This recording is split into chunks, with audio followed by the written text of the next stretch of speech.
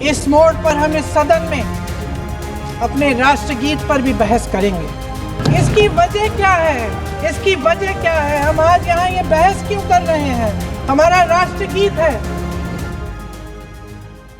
पिछले कुछ दिनों से देश भर में वंदे मातरम से ज्यादा वंदे मातरम की चर्चा गूंज रही है और आज सदन में वंदे मातरम के 150 साल पूरे होने पर सांसदों के बीच भी चर्चा हुई। हालांकि संसद के बाहर भी और संसद के अंदर में समूचे विपक्ष ने इंडिगो की समस्या, प्रदूषण की परेशानी के बीच वंदे मातरम पर चर्चा को लेकर सरकार की मंशा पर सवाल उठाए। पार्लियामेंट में हम एंशिएंट हिस्ट्री पढ़ने आए हैं क्या? हम हिस्ट्री पढ़ने आए हैं और उस हिस्ट्री से अगर पॉल्यूशन कम होता है तो हिस्ट्री पढ़ाइए। उस हिस्ट्री से आज जो मैंने 0R में उठाया, आपने पिछले सदन में ही कहा था कि वहाँ देवदार के पेड़ नहीं कटेंगे, वो गंगा का निश्चल स्रोत है। तो आप ये 1875 से लेकर 1975 की बात करिए, क्या उससे अभी फॉरेस्ट कटने में लाभ हो रहा है? क्या उससे हसदेव में जो लाखों पेड़ काट रहे हैं इंडस्ट्री बैठाने के लिए, उसको लाभ हो रहा है? आज जो एयरपोर्ट में लोग 48 घंटे तक वेट करके आज दूसरी एयरलाइन में 4 गुना प्राइस देकर जा रहे हैं, आज दिल्ली बेंगलोर की फ्लाइट पकड़िए तो 40,000 इकोनॉमिक फेयर आ रहा है। क्या इस भाषण से क्या करंट इशू का समाधान हो रहा है? सवाल अपनी जगह जायज है। जब देश भर में इतने सारे ज्वलंत मुद्दे हैं, सरकार ने उन सब पर मौन धारण कर रखा है, तो आखिर जो बहस का विषय नहीं है, संसद में उस पर बहस क्यों हो रही है? इस सवाल का जवाब कांग्रेस सांसद प्रियंका गांधी ने लोकसभा में अपने भाषण की शुरुआत में दिया। अध्यक्ष महोदय, वंदे मातरम उस आधुनिक राष्ट्रवाद की अभिव्यक्ति है जिसने भारत के लोगों को एक राजनीतिक और नैतिक आकांक्षा से जोड़ा, जिसने भारत के लोगों को एक साझा नियति के उत्तराधिकारी, एक साझा भविष्य के निर्माता के रूप में देखा। लेकिन आज की ये बहस मुझे कुछ अजीब सी लग रही है। जैसे मैंने कहा, ये गीत देश की आत्मा का हिस्सा बन चुका है। 150 सालों से देशवासियों के दिलों में ये गीत बस चुका है।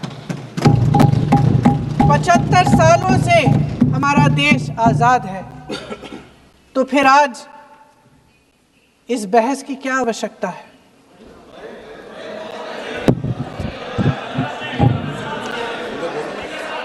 हमारा यहाँ मकसद क्या है?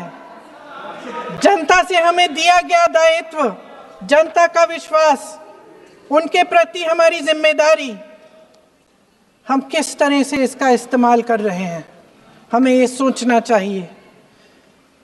क्योंकि अब इस मोड़ पर हम इस सदन में अपने राष्ट्रगीत पर भी बहस करेंगे। आपने बहस मांगी है, आपने बहस मांगी है। आप तो इलेक्टोरल रिफॉर्म्स की बहस नहीं मांग रहे थे कि जब तक हम इस पर बहस नहीं करेंगे तब तक उस पर बहस नहीं होगी। इसकी वजह क्या है? इसकी वजह क्या है? हम आज यहाँ ये बहस क्यों कर रहे हैं? हमारा राष्ट्रगीत है।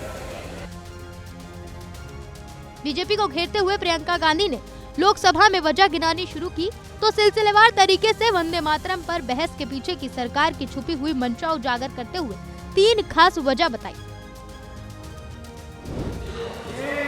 हम ये बहस यहाँ आज 2 वजहों से कर रहे हैं।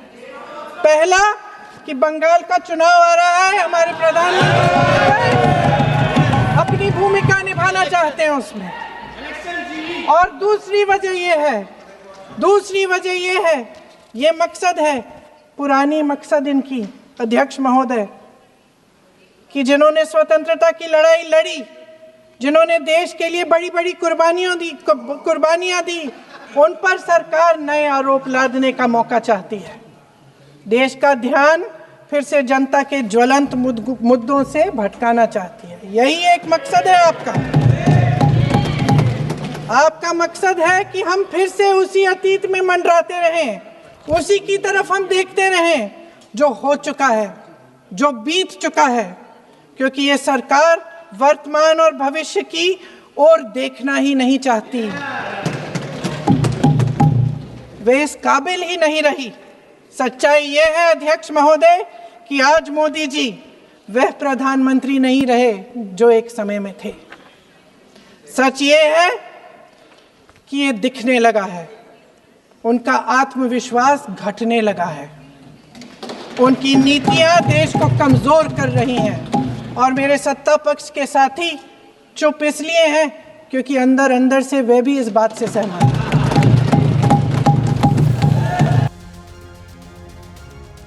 वंदे मातरम की चर्चा के दौरान ही पीएम मोदी का जिक्र करते हुए प्रियंका गांधी पुरानी घटना की याद दिलाते हुए कहा, पीएम इस बात को बताने में क्यों हिचकिचा रहे हैं कि 1896 में कांग्रेस के अधिवेशन में पहली बार वंदे मातरम का गान हुआ था। सालगिरह पे आपने एक बड़ा कार्यक्रम आयोजित किया था, उसमें प्रधानमंत्री जी ने भाषण दिया। उसमें उन्होंने कहा कि 1896 में पहली बार गुरुदेव रविंद्रनाथ टैगोर ने ये गीत एक अधिवेशन में गाया। उन्होंने ये नहीं बताया कि क्या कौन सा अधिवेशन था, महासभा, हिंदू महासभा का अधिवेशन था, आरएसएस का अधिवेशन था। किस बात से कतरा रहे थे कि ये कांग्रेस का अधिवेशन था। और उदाहरण दूं कि मैं अपना भाषण जारी रखूं। दे रही हूं। जो वंदे मातरम की जो क्रोनोलॉजी है वो भी आप समझिए, जो असली क्रोनोलॉजी है। 1875 में महाकवि बंकिम चंद्र चट्टोपाध्याय ने इस गीत के पहले दो अंतरे लिखे जो आज हमारे राष्ट्रगीत घोषित हुए हैं, मतलब जो घोषित हुए थे और जिसको हम आज अपना राष्ट्रगीत कहलाते हैं। ये पहले दो अंतरे लिखे। प्रियंका गांधी ने देश के पहले प्रधानमंत्री जवाहरलाल नेहरू का जिक्र करते हुए सीधे पीएम मोदी पर तंज भी किया और नसीहत भी दे डाली। हमारे प्रधानमंत्री महोदय 12 सालों से इस सदन में हैं, मैं मात्र 12 महीनों से हूँ। फिर भी छोटी सी सलाह है। उन्होंने अभी हाल ही में चुनाव था, कुछ महीनों पहले उन्होंने एक सूची निकाली थी कि विपक्षी दलों ने और विपक्ष के नेताओं ने कितने अपमान किए हैं इनके, और उसमें शायद 90-99 ऐसे उन्होंने अपमानों की सूची बनाई थी। तो मैं उनको एक छोटी सलाह देना चाहती हूँ कि नेहरू जी से जितनी भी शिकायतें हैं, जितनी भी गलतियाँ उन्होंने की आपके जहन में, जितनी भी गालियां देनी है, जितना भी अपमान करना है, उसकी भी एक सूची बना दीजिए। नहीं, बात खत्म नहीं है।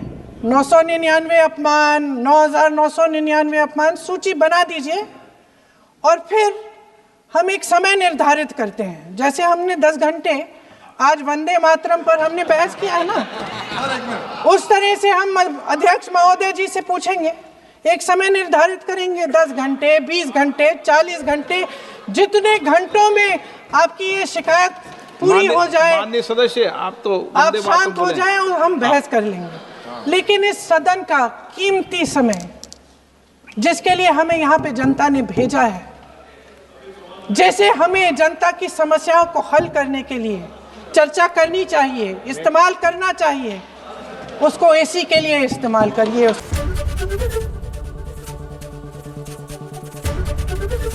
एबीपी गंगा, खबर आपकी, जुबान आपकी।